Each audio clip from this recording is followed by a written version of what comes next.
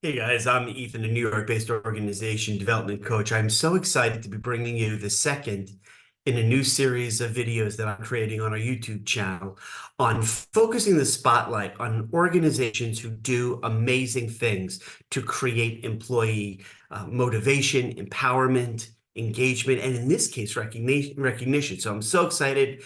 Want to dive into an organization that I've been covering for years. In fact, I've often used the organization when I talk in my college courses I teach on organizational behavior and reputational branding. And this organization is Zappos. It's an online e-tailer, and the organization for a period of time was struggling with its identity. And then Tony Hsieh, who's unfortunately no longer with us, turned the organization around by committing the organization and all of its people to a singular mission of treating their employees phenomenally, and by association, also being very devoted to customer care. And so I want to talk to you about the Zappos program of employee recognition.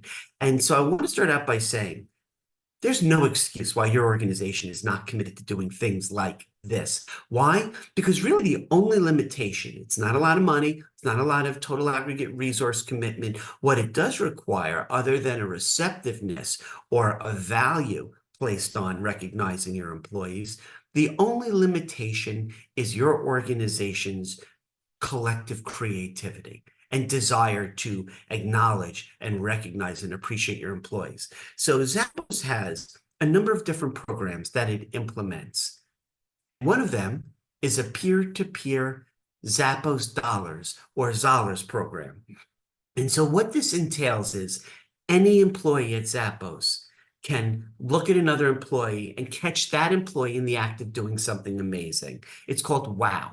And so that employee who sees the other employee can give a Zollar. Imagine Monopoly money. It only has value inside the organization at Zappos, but an employee can give another employee Zollar money bills. And those Zollars can be redeemed any number of ways, whether it's low-level branded merchandise in the company store, things like staplers, water coolers. It can also be water guns, really anything fun and playful leading up to and including a charitable donation to a local organization that had an employee who's recognized as the WOW performing employee, an organization that they support. So that's the kind of employee recognition that you can focus on. So Zappos is not only committed to peer-based recognition programs, but their commitment to their employees goes much, much deeper. So they have something called coworker bonuses. So every month, an employee is allowed to identify another employee to give a coworker bonus of up to $50. Okay. And what Zappos does, which I think is also really, really powerful and cool, they have a panel committee, the employee the employee recognition program, who gets together every month. And for all of those employee $50 coworker bonuses, the panel identifies a hero of the month.